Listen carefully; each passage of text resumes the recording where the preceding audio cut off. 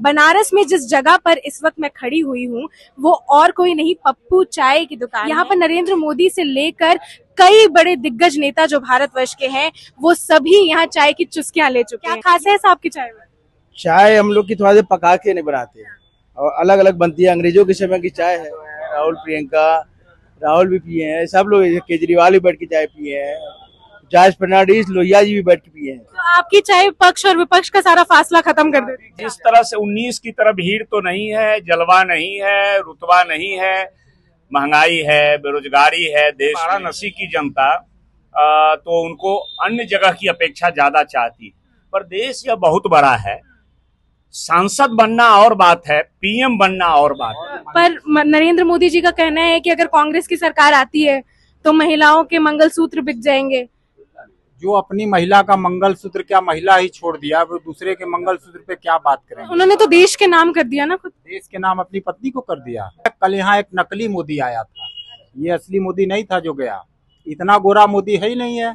जब ये चाय बेच रहा था कितना काला था। बनारस तो वैसा कंस्टिट्यूंसी है कि बीजेपी का कोई भी व्यक्ति अगर खड़ा हो जाए तो शायद वो हिंदुत्व के नाम पे जीत जाए। सोशल मीडिया ने शायद मोदी के मिशन को बहुत धक्का पहुंचाया। मीडिया तो आपने मैनेज कर लिया और लोगों को भी मैनेज कर लिया। जितने बड़े लोग थे, जितने सुखभोगी थे, पैसे वाले थे, वो सब मोदी के साथ।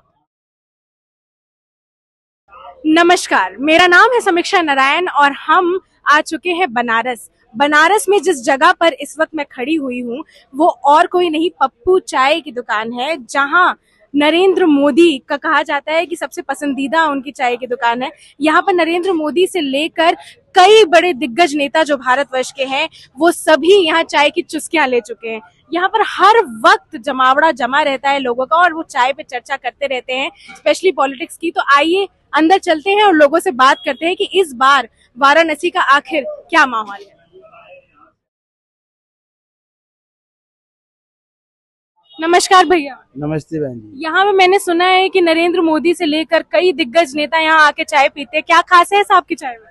चाय हम लोग की थोड़ा देर पका के नहीं बनाते हैं और अलग अलग बनती है। अंग्रेजों के समय की चाय है, उसी तरह चाय बनती है। तो मिले हैं आप नरेंद्र मोदी से? जी, हम नरेंद्र मोदी से मिले हैं, बातचीत भी की है। पसंद करते हैं वो यहाँ आके चाय? एकदम भगवान टाइप से है, एकदम। कल आए थे यहाँ, रोड शो था, तो कल चाय पीने नहीं आए? चाय हेलो करते हुए सबसे जाते हैं। अब उसमें उस समय वो माहौल नहीं है कि चाय पी सके वो। अच्छा। जी, वो रोड शो रहा। तो इस बार क्या लगता है? पीने के लिए केवल हमारे लिए मोदी जी आए थे, गाड़ी खड़ा करके अंदर बैठ के चाय पी। अच्छा, और कौन कौन आ चुका है? बहुत लोग आ चुके हैं, कोई ऐसा बचा नहीं है कि नेता नहीं आया। अखिलेश यादव है, राहुल प्रियंका राहुल भी पिए हैं, सब लोग, केजरीवाल भी बैठ के चाय पिए हैं, जॉर्ज फर्नांडिस लोहिया जी भी बैठ के पिए हैं। तो आपकी चाय पक्ष और विपक्ष का सारा फासला खत्म कर देती है। तो पक्ष सब में फासला करता है।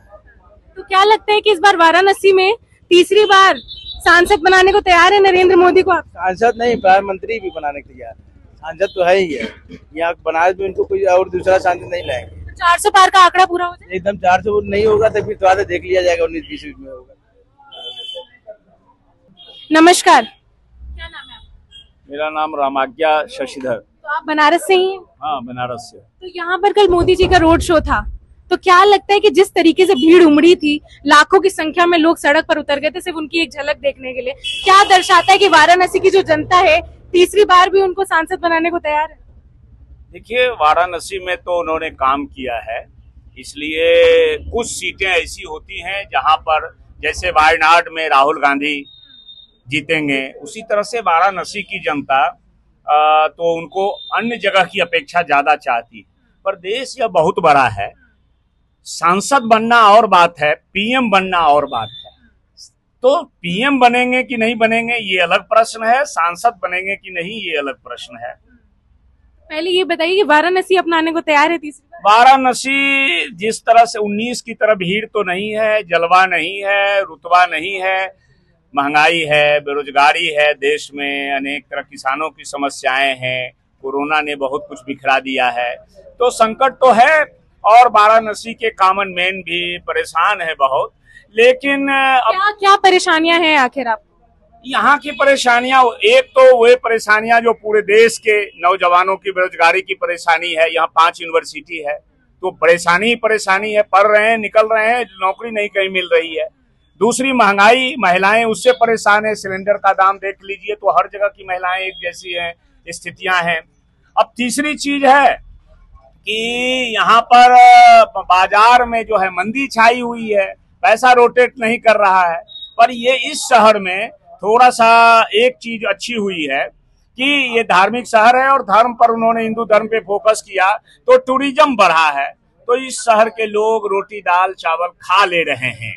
तो ये इतना तो है। अब वो कितना वोट में ट्रांसलेट होगा, पर और भी कई तरह की समस्याएं, जात का फैक्टर है। आप देखिए जातियों में एक तनाव बढ़ गया है उत्तर प्रदेश में और एक पॉकेट बना है, और विपक्ष भी बहुत ताकतवर है उत्तर प्रदेश। 400 पार का जो आंकड़ा पार करने का दावा कर रही है भाजपा, लगता नहीं हो पाएगा। मैं ज्योतिषी तो नहीं हूँ, लेकिन एक सिटीजन के नाते ये कह सकता हूँ पूर्वांचल में भी टक्कर है, और इतनी टक्कर है पूर्वांचल में और उत्तर प्रदेश में कि 50-50 सीटें हो सकती हैं यहाँ पर। और देश में 400 पार तो छोड़िए, ये 200 से 250 के बीच मैक्सिमम ले पाएंगे ये।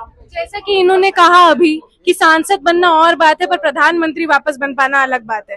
तो क्या लगता है आपको कि जो बेरोजगारी और महंगाई, ये सारे जो मुद्दे हैं, ये भारी पड़ेंगे इस बार भाजपा सरकार पर? बेरोजगारी और महंगाई ये मुख्य मुद्दा बन गया। CSDS का एक रिपोर्ट भी था, और सोशल मीडिया ने शायद मोदी के मिशन को बहुत धक्का पहुंचाया। मीडिया तो आपने मैनेज कर लिया और लोगों को भी मैनेज कर लिया। जितने बड़े लोग थे, जितने सुखभोगी थे, पैसे वाले थे, वो सब मोदी के साथ थे। मैं भी हूँ, मैं भी 22 साल से हूँ, लेकिन मैं जानता हूँ कि इन लोगों के समुदाय में ही रहना उचित है, क्योंकि हर आदमी अपने अपने एसेट को लेके आकलन करके या तो मोदी के साथ है या वो विपक्ष के साथ चला जा रहा है। तो हम क्राइसिस वाले तो नहीं हैं, क्राइसिस वाले ही मोदी के विरोध में हैं, और उनकी संख्या बहुत अधिक है। और सोशल मीडिया में ये प्रचारित हुआ, उनके जितने सारे अमित शाह जी के कथनानुसार जुमले थे वो सब एक्सपोज होते चले जा रहे हैं। तो बहुत सारी चीजें, इलेक्टोरल बॉन्ड, ये सब चीजें बीच बीच में आके उनके साख को गिराई। तो लगता है कि 2024 में जो मुद्दे वो उठाते आए हैं, जैसे 370 हटाना और ये राम मंदिर का निर्माण करना, ये सब उनको काम नहीं आएगा। इस बार जनता ये सब नहीं देखेगी। विडंबना यही है कि इन सब मुद्दों को बनाने का प्रयास बहुत हुआ, लेकिन ये मुद्दे उन सबों पे भारी नहीं हुए।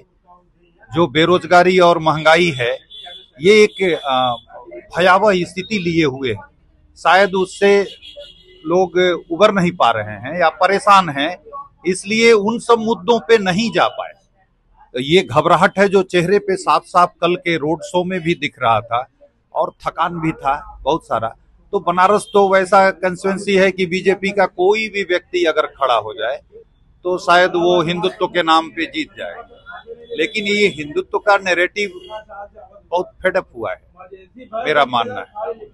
जैसे कि अभी हमने सुना कि बेरोजगारी, महंगाई और ऐसे कई अनेक मुद्दे जो विपक्ष भी हमेशा उठाता आया है, उसकी वजह से सरकार को 2024 में क्या देखना पड़ेगा इसका नतीजा, कि मतलब हटा देगी जनता सरकार को? ये सरकार 4 जून के बाद जा रही है, और राहुल गांधी के नेतृत्व में पूर्ण बहुमत के साथ नई सरकार बनेगी, और जो कांग्रेस का घोषणा पत्र है उसके आगे कहीं ये लोग नहीं टिकते हैं। पर नरेंद्र मोदी जी का कहना है कि अगर कांग्रेस की सरकार आती है तो महिलाओं के मंगलसूत्र बिक जाएंगे। जो अपनी महिला का मंगलसूत्र, क्या महिला ही छोड़ दिया, वो दूसरे के मंगलसूत्र पे क्या बात करेंगे? आज भी उनकी पत्नी इसी तरह, उन्होंने तो देश के नाम कर दिया ना, खुद देश के नाम अपनी पत्नी को कर दिया, खुद को नहीं नहीं, वो देश के नाम कभी नहीं किया। ये बहुरूपिया है। कल यहाँ एक नकली मोदी आया था, ये असली मोदी नहीं था जो गया। इतना गोरा मोदी है ही नहीं है। जब ये चाय बेच रहा था कितना काला था, ये कल नकली मोदी इधर आया था। तो नकली मोदी से अब काम नहीं चलेगा, देश बदल रहा है। तो आपको लगता है कि राहुल गांधी के नेतृत्व में जो परेशानियां आप झेल रहे हैं वो सब ठीक हो जाएगा? 70 साल से कांग्रेस ही तो सारी परेशानियों को दूर किया है। ये क्या किए? ये तो पूरा देश बेच दिए। जो ये तो कहते हैं कि जो देश के हैं ही नहीं, वो देश को कैसे समझेंगे? देश के हैं ये, राहुल गांधी और सोनिया गांधी। राहुल गांधी कहाँ के हैं बतावे? ये कहाँ के हैं? कहते हैं इटालियन है। वो कहते हैं ना, ये कहाँ के हैं? ये खुदे बांग्लादेश के हैं, ये इंडियन नहीं है। गुजरात में इनके पूर्वज आके बसे थे, हम लोग पता लगाए, ये खुद बांग्लादेशी है। तो जैसा कि हमने देखा कि यहाँ के जो लोग हैं ये ऐसा तो कह रहे हैं कि बनारस में तो मोदी ही आएंगे, यहाँ के सांसद तो वही बनेंगे, क्योंकि बनारस में उन्होंने कई काम किए हैं।